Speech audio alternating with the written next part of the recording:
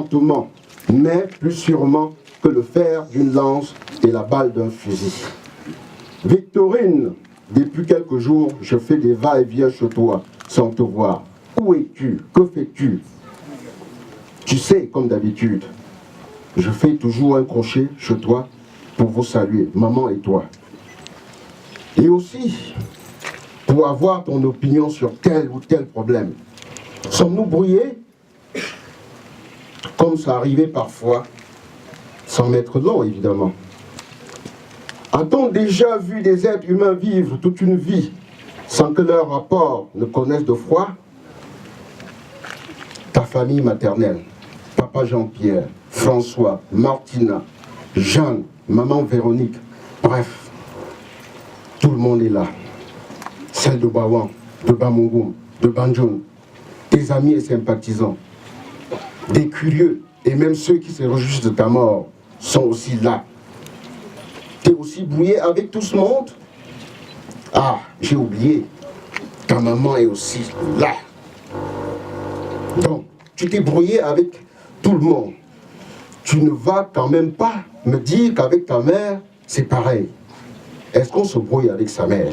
Le noyau d'où part toutes les relations qu'on acquiert dans la vie. Les dents ont bourri, le cœur c'est la blessure qu'il porte. Victorine, papa t'appelait Mana, qui veut dire ma mère. Maman t'appelait Rachel, ou Mbamantui, ça veut dire femme au charisme d'homme. C'est d'autant plus vrai que tu as fait tes preuves. Nous t'appelions Victorine, ou mère, puisqu'étant la première fille de Sotela. Victorine, tu aurais eu 53 ans le 5 août prochain, puisque né le 5 août 1958, j'ai envie de dire, Seigneur, notre Créateur, pourquoi maintenant? Mais je suis conscient que c'est toi qui donnes et c'est toi qui reprends. Tu es omniscient, tu es omniprésent. Que ton nom soit loué. Tout a été programmé ici-bas. Un temps pour naître, un temps pour mourir, un temps pour travailler, un temps pour se reposer, un temps pour se fâcher, un temps pour se réconcilier, oui. Un temps pour danser, oui. Un temps pour voir les autres danser. Donc, un temps pour tout. Mais je me console. Vanité des vanités, tout est vanité, dit l'Ecclésiaste. La mort engloutit l'homme. Elle n'engloutit pas son nom et sa réputation. Princesse, fille aînée, pourquoi es-tu partie maintenant? Mais je retiens une chose, la mort est un plat que tout le monde goûtera. De façon stoïque, nous acceptons la sentence. Que la volonté de Dieu soit faite. Par ailleurs, à mon sens, ce n'est pas la durée de vie d'une personne sur terre qui compte, mais ses œuvres, ses actes aussi. Tu avais ton style, tu étais direct, déterminé. D'où cette appellation Memban Mentui. À qui laisses-tu ta mère maintenant? Saurons-nous prendre soin d'elle?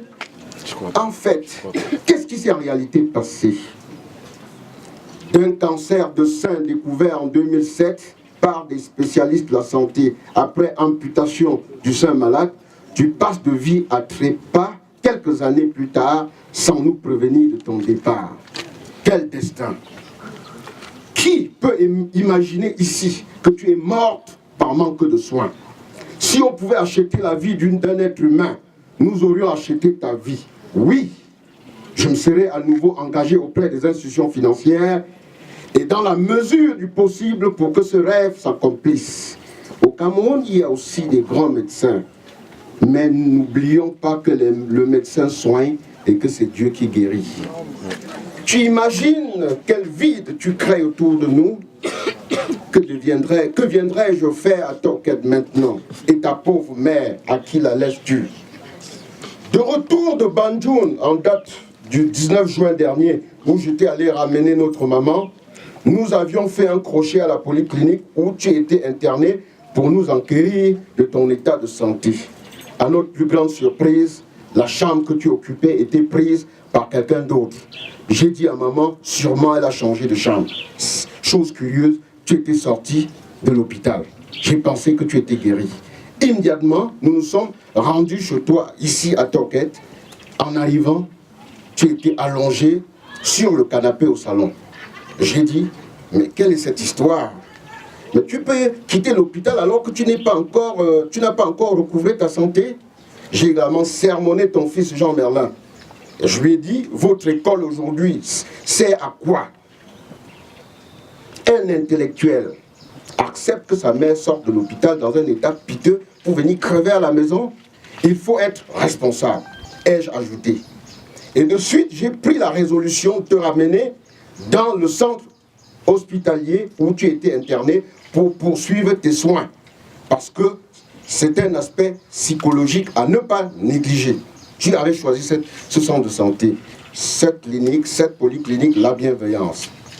Compte tenu de mes obligations professionnelles qui m'ont mené respectivement à Mbam dans le sud, puis en Guinée équatoriale et au Gabon, j'ai fait porter au médecin traitant une prise en charge. Avant que nous ne quittions ton domicile pour l'hôpital en ce jour du 19 juin, tu m'as dit ceci. Joachim, c'est quelqu'un de formidable. Il n'aime pas rentrer dans le désordre. Il m'a gardé un joli colis en revenant de Paris. Et il me rend toujours visite.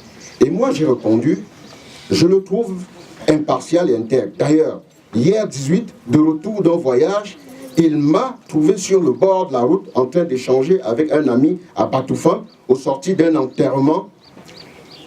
Nous nous sommes salués chaleureusement et avons évoqué les étapes de son séjour à Paris.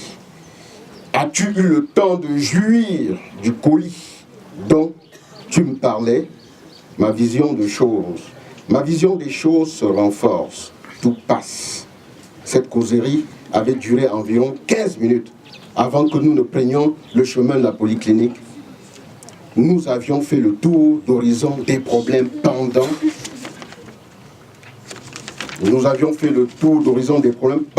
Au sein de la famille, comme nous avions l'habitude. À aucun moment, tu ne m'as laissé imaginer que tu pouvais disparaître à la date fatidique du 3 juillet 2011. Pauvre de moi, tu as fait du stoïcisme ta doctrine. Tu as affronté ton destin avec courage, c'est vrai. Nous ne connaissons ni le jour ni l'heure. Notre sort est en définitive entre les mains de Dieu. Lui seul a le jour et l'heure exacte. Victorine, à l'instar des personnes que je connais, tu auras marqué mon existence de façon significative. J'en veux pour preuve. 1. Tu aimes faire de ta tête la cale du camion. Et la suite, on la connaît. 2. On m'a dit qu'on t'a donné des paquets et des paquets d'argent. Tu vas avoir des problèmes. Et j'en passe. N'avais-tu pas raison? Pourquoi tant de jalousie? Pourquoi tant de haine?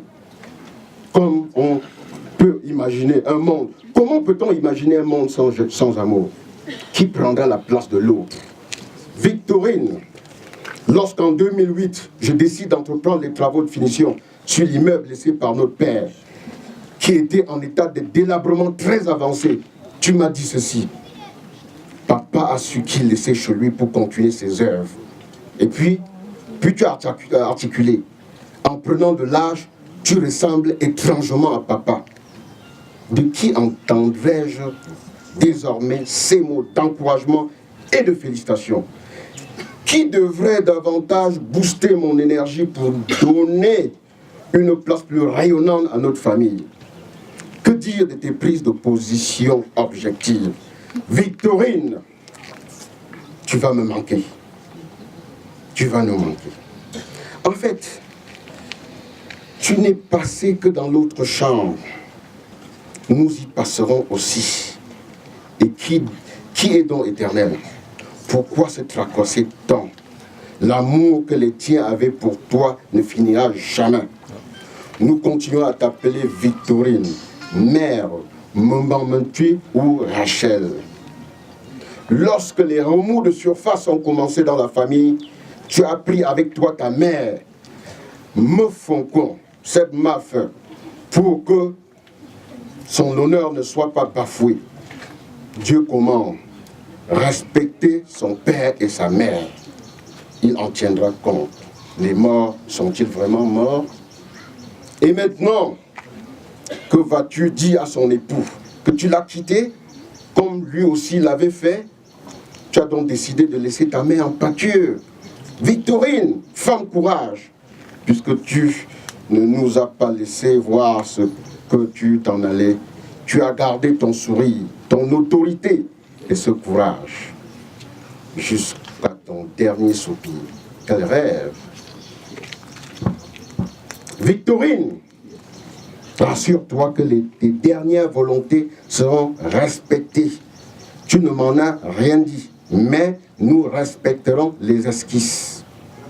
Notre rôle sera d'unir ta progéniture au lieu de la détruire.